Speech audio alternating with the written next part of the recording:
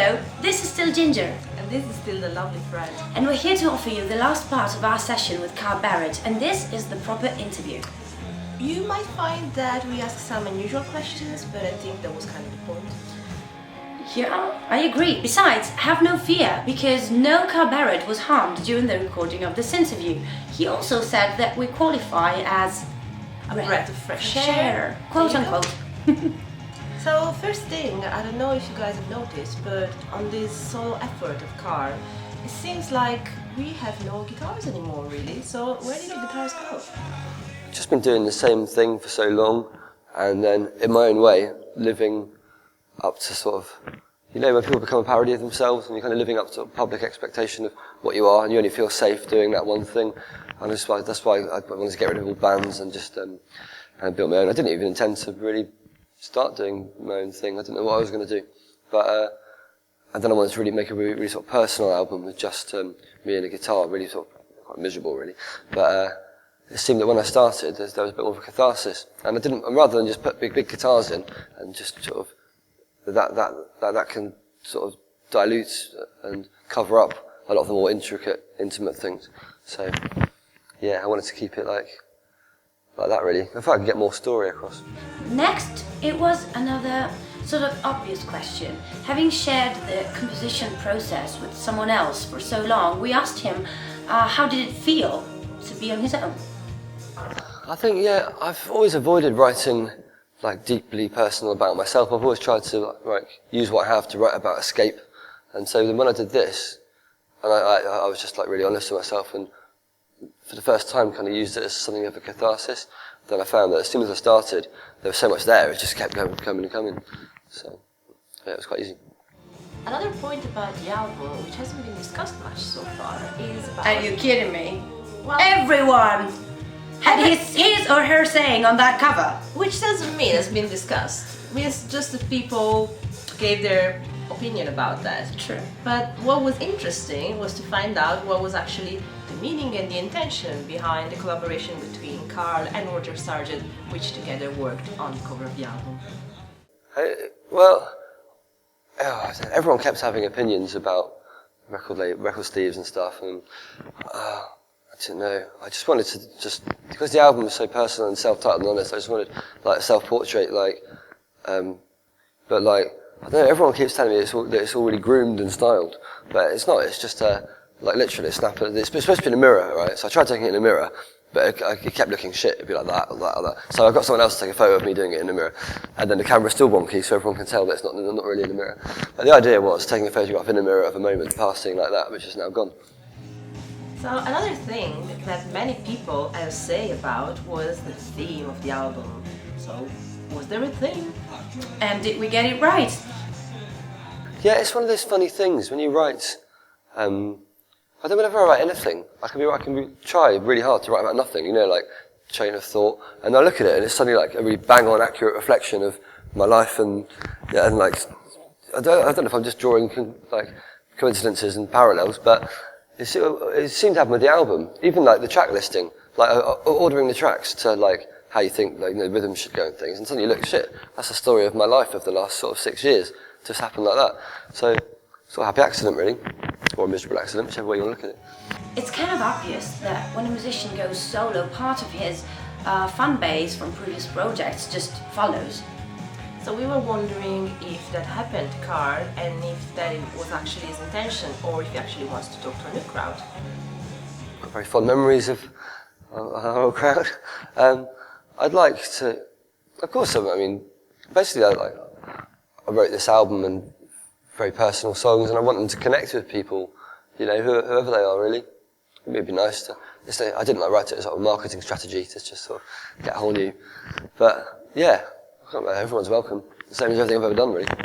Upon hearing the name Barât, you may think of someone who's not exactly talkative, but then he goes and writes a book, so we asked him, where did this need of opening up come from? And then is it true that Paul shared his bird half? Right. It's all kind of part of the same catharsis. I had a pretty sort of dreadful, depressing year really, and I really needed to sort of make sense of the past in order to have a future. and just to understand it really, and try and find good things in it, because in my head it was just all misery. Just trying to find like, positive things and just sort of balance it for myself really, and yeah, that's what I did. And it came the same. I mean, I was writing the book at the same time as I was writing the album, so it's all kind of linked in. Yeah, that kind of personal. You know, they say like a problem shared is a problem halved. It's kind of a little bit like that as well. Just like getting it off my. I felt like I was carrying around like loads of shit, and just, you know, no one really cares about it except me. So I just wanted to sort of shed it and move on. I never know where personal ends and public sort of thing. I don't know. I've never really been good at knowing where that starts and finishes really. And everything I've ever done, as far as I can tell, is generally like in the last sort of 10 years has been, you know, public knowledge. I mean, not like I'm J-Lo or something. Well, she's not very famous anymore, is she? I don't know. Not like I'm Brangelina. But yeah, no, I'm not suggesting that. But just in my world, then of course, like all the most of the contact I have is with people who know my business. So it just seems like I've not got delusions of being Brangelina. Trust me. Yeah, I really didn't want. One thing that was a worry. That I was doing loads of interviews, and everyone's saying, "So, aren't you a bit young to be writing an autobiography?" And I really didn't want it to come across like my life. It's like, you know, it's supposed to be it's a memoir of a time. You know, I think. It's called a memoir. I think, you know, it'd be nice to write a few more. And it's called a 3-penny memoir because I don't want to take itself too seriously. Like, I'm not saying it's shit, but it's like, you know, it's not expensive. It's not like laboured over. It's not my magnum opus. I didn't spend years on it. Like a journey, yeah, I think so. I'm not at the end yet. When I write my life, then I'm at the end. But yeah, I'm hoping that. I'm sure that the next chapter will be as intense as the last. But I'll have to wait 10 years or so before that comes out. But yeah, I like to think it's open-ended. I didn't want the book to be. I wanted it to show that I'd found a happy place without being and so to bed with Coco. You know, it was like it's just the way that I've always lived.